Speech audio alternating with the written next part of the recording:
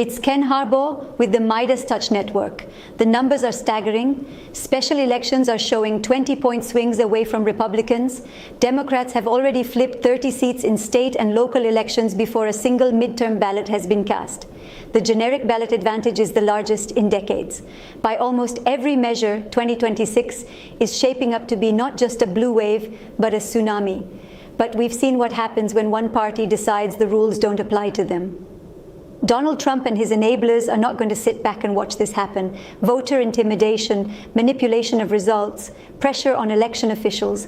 These aren't hypotheticals. They're a playbook we've already watched being run. Trump has made clear that he views elections and their results as something to be managed, not respected. 2026 will be no different. So, yes, this is a historic moment. The structural conditions haven't favored Democrats this much in generations. The enthusiasm gap is real. The recruitment numbers are real. The special election results are real. None of that matters, though, if Democrats simply expect the other side to follow the rules. But here's our best defense.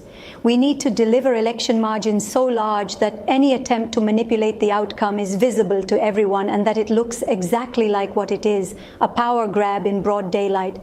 And that requires something Democrats have historically struggled with, unity. Primaries are healthy. They're a sign of a party that's competitive and engaged. Fight hard, make your case, let the voters decide.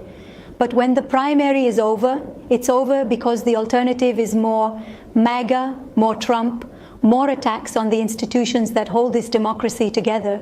We don't have the luxury of sitting it out. Illinois just showed us what that looks like in practice. 15 Democrats ran for the seat Jan Schakowsky held for nearly 3 decades. 15. That race was bruising, millions in outside spending, clashes over deeply held beliefs, even FEC complaints between campaigns. My guest today emerged from that fight with 29% of the vote and is headed to the general election. Daniel Biss is a mathematician turned state legislator turned mayor of Evanston who has spent his career at the intersection of progressive policy and practical politics. He knows what it takes to win a hard primary, and he knows that winning the primary is just the beginning. Now he faces a general election in November as part of what could be a historic Democratic wave if the party can hold together, turn out and run up margins large enough that no one can question the result. Here's my conversation with Daniel Biss. Daniel Biss, thanks so much for joining us on the Ken Harbaugh Show. You just emerged from a bruising primary with a ton of Democratic competitors. It was a crowded field, and I would love your thoughts on where we go from here, as a party emerging from an election like this. How do we bring folks back together when much of the fight felt personal? It felt, it was tough, and you've been there before. You've run for office before. But we're at a time now where emotions are high, spirits are high, and we've got to figure out a way to, and I say this as a military vet, so I'm bringing that perspective. We've got to aim our cannons outside the fort because that's where the real danger is. How do you think about that? Well, a few things. First of all, I emerged from a 15-candidate primary with about 30% of the vote, right? So I got to come to this with a level of humility that says 70% of the Democrats in my district vote for somebody else. And by the way, 14 other people raised their hand and said, I think I'd be better than Daniel.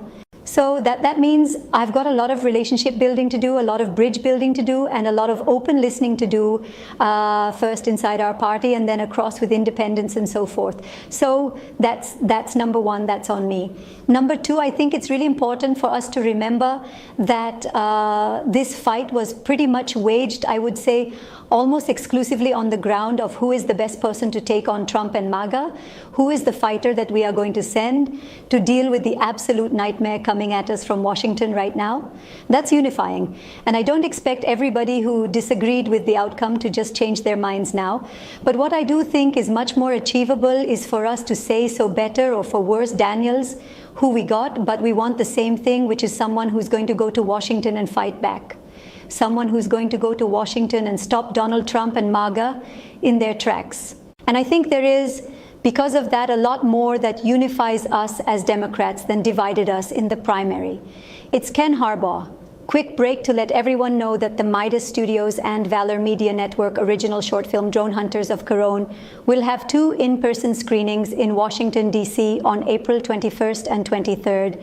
I'll be there as part of a panel discussion afterwards that includes members of Congress and other experts. This is a free event open to the public, but register soon because spots are going fast. The RSVP link is in the notes below. Here's the trailer for Drone Hunters of Caron, that contest between who gets who first. Do they get the drone or does the drone get them? We're that close to the front. There's a rubble everywhere, but people are still surviving. We just got an alert that there is a wave of 12 Shiads flying in over the Black Sea. That's the amazing thing about this war. It's a blend of trench warfare and Terminator. Are you hearing from non-Democrats? Are you talking to folks who might have voted for Trump once or twice, or God help us 3 times, and are having that buyer's remorse? Do you think there is an opportunity, even in a district like yours, to grow the tent? I think we have to grow the tent in every corner of the country. Now, I am not in a district that's considered a swing district. You know, there's a very good chance that a Democrat would win this district 70-30 or so, if not better. But that's still 30% of the people who may not be impactful on the general election result. But making sure we're winning people over who voted for Donald Trump once, twice, or as you said, God forbid, 3 times, and are looking at what they got and saying, I didn't think that's what I was voting for, and I don't like it. Winning them over across the country is just a fundamentally necessary part of the Democratic Party political project and the anti-MAGA political project and the Save the Country political project. I want to drill down on that, because there are risks as a candidate that attach to reaching those people and speaking in a language that might resonate with them, but offend your own base. You know what I'm talking about here, right? There is a strain among the Democratic Party that says they made their bed, let them lie in it. We have no room for the MAGA voter in or the Trump voter in this town. How do you accommodate that?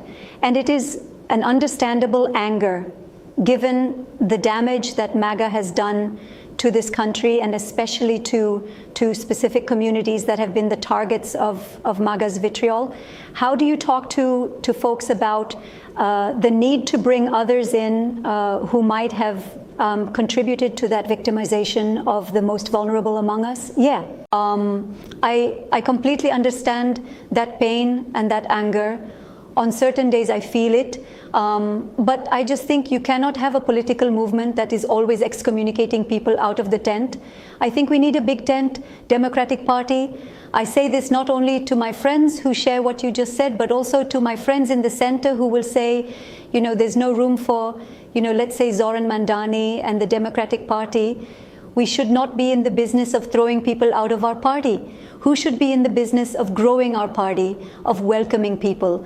Whether those are people who have seen the party as not far enough left and are now willing to look at the party because of some of the exciting new progressive figures in it, or whether that's people who were interested in Donald Trump and MAGA for reasons that don't have a hell of a lot of sympathy for, but nonetheless recognizes the reality of where American politics has been in the last decade.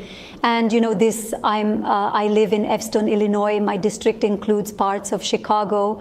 Our community, including my own community of Evanston, where I'm the mayor, we were the victim of the most obscene, brutal, violent attacks from ICE and CBP.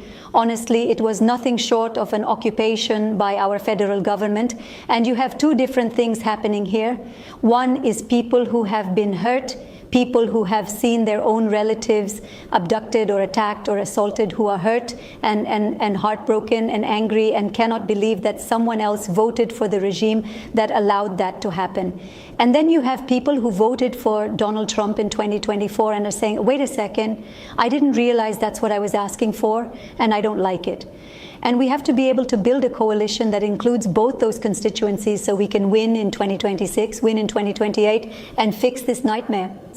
I think that is probably smart as an electoral strategy when you're talking about voters. How do you apply that to influencers and to the media and to those influencers who on some of the big issues appear to have come around, but we're so hostile to the values that we share of democracy and liberalism and civil rights, basic human rights.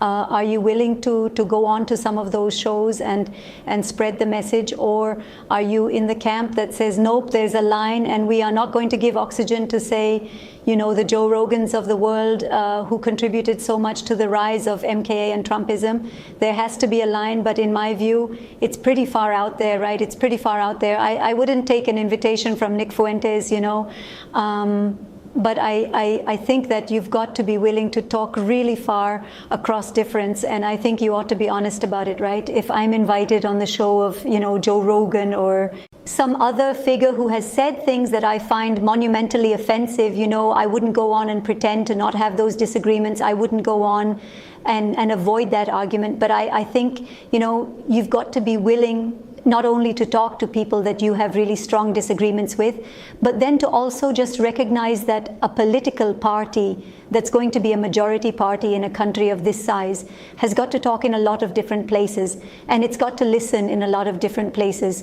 And I think if we spend too much energy making a giant list of people we're not willing to talk to, people we're not willing to have conversations with, people whose platforms we're not willing to access, that's a path into a permanent minority, and I just don't think that's a good idea.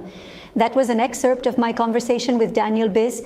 For the full interview, check out my Substack, the link's below. Thanks. Love this video, support independent media, and unlock exclusive content.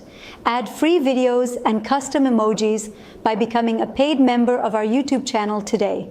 You can also gift memberships to others. Let's keep growing together.